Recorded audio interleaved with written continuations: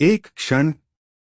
Surgical कैंची की हलचल, डॉक्टर ने नाल काट दिया। कुछ ही पलों के लिए वह सोच में पड़ गया कि आज इस दुनिया में कौन आया है, यह व्यक्ति कौन है। लेकिन इससे भी अधिक महत्वपूर्ण है कि वह भविष्य में कौन बनेगा। आखिरकार यीशु हो या हिटलर, उन्हें भी इस दुनिया में नाल काटा गया।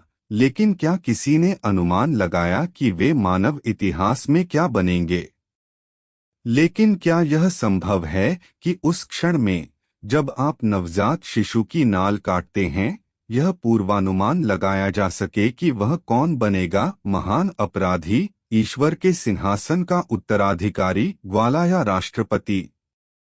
एक क्षण।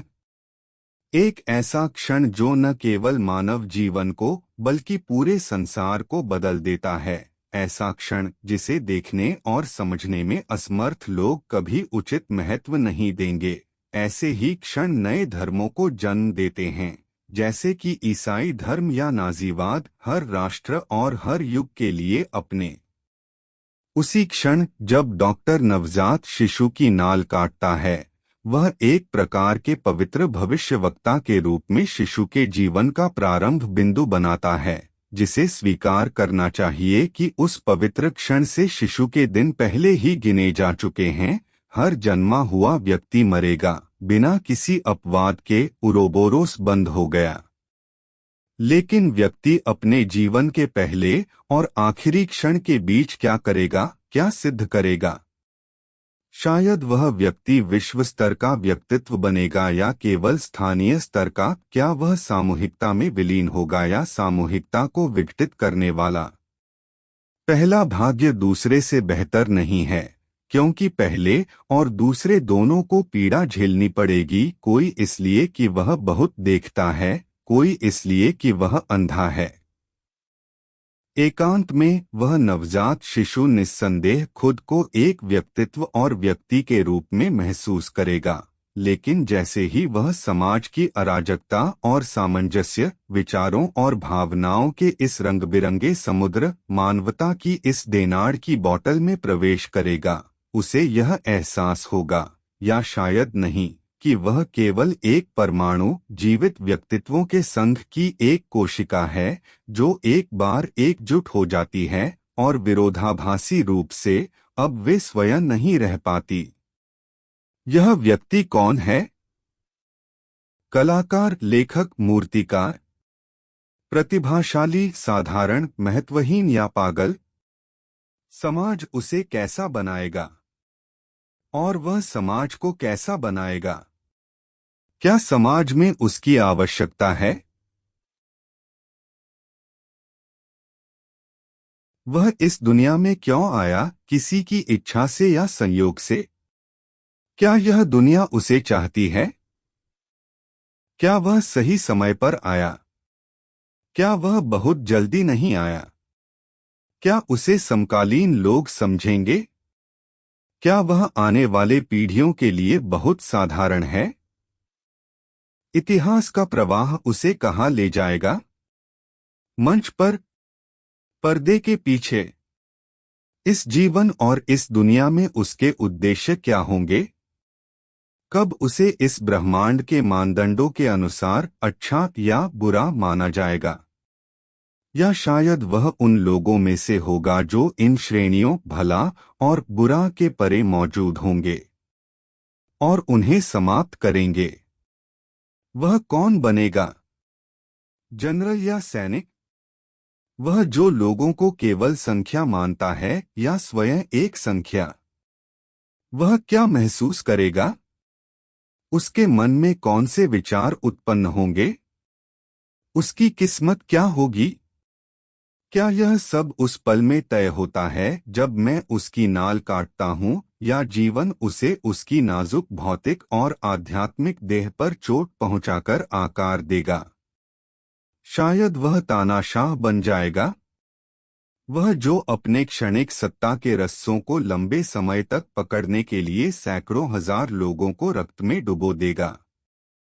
और यदि यही उसका उद्देश्य इस दुनिया में आना है, अपने देश के इतिहास की खाई को नई खून से भरना, जब तक उसके देश के दुश्मन बिना किसी रोक के उस जगह तक नहीं पहुंच सकते जहां वे इतनी तीव्र इच्छा रखते हैं, क्या वह हर घंटे खुद को वीर और राष्ट्र का उद्धारकर्ता कहकर और रोजाना अपने अधीन लोगों को यह विश्वास दिलाकर उनका सबसे बड़ा विश्वासघाती नहीं बनेगा? या शायद उसका लक्ष्य नोबेल पुरस्कार है?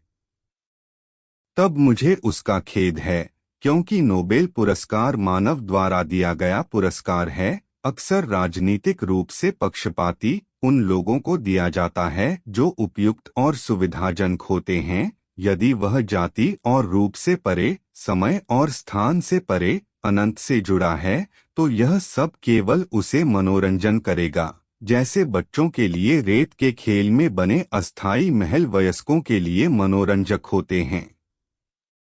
यदि उसका उद्देश्य एक विचार बनाना और अनंत का हिस्सा बनना है, तो वह समझेगा कि नोबेल पुरस्कार युग के लोगों और युग के कामों का मूल्यांकन करता है, वही जो रूप और युग से परे शाश्वत है। वह मानवता को मानव मूल्यांकन करने देगा और उसका कार्य ईश्वर मूल्यांकन करेगा। एक रचनाकार के रूप में वह अपने जीवन में यह समझेगा कि सबसे कठिन कार्य निश्चित रूप से किसी विचार की शुरुआत में नहीं है, बल्कि उसे पूरा करने में है। शुरुआत में उसके पास अनगिनत कहानियां, विचार, शक्ति और प्रेरणा होगी, लेकिन अंत के निकट उसे और अधिक कठिन लगेगा। यदि वह स्वयं के प्रति, अपने उद्देश्य और ईश्वर के प्रति सच्चा रहेगा, तो वह बच जाएगा। नहीं, न तो प्रतिभा, कौशल या प्रेरणा, बल्कि कठोर और लोहा जैसी अनुशासन जिसमें कमजोरी, आलस्य और प्रलोभन के लिए कोई स्थान नहीं है। इसलिए जो लोग कहेंगे कि उसका विचार लगभग पूरा हो चुका है, उन्हें यह अंदाजा भी नहीं होगा कि वह कितना दूर है। बाहर से देखना आसान है कि दिन प्रतिदिन उपन्यास बनते हैं, जो निश्चित रूप से उनके निर्माण की आसानी का प्रभाव पैदा करता है, लेकिन यह समझना कठिन है कि वे दिन प्रतिदिन क्यों बनते हैं और वह शक्ति क्या है जो उस तंत्र को चलाती है, जो हाथ में उपकरण रखता है, जो कागज पर स्याही बहाता है। और शायद वह उन लोगों में से एक होगा जो हमें बताएंगे कि हम में से प्रत्येक के भीतर कई व्यक्तित्व हैं जो किसी न किसी समय, किसी न किसी परिस्थिति में प्रकट होते हैं। उनमें से एक व्यक्तित्व मौलिक, मूलभूत है, जिस पर हम हमेशा कठिन पलों में लौटते हैं और जिस पर आधारित हम अनजाने में अन्य व्यक्तित्व बनाते हैं।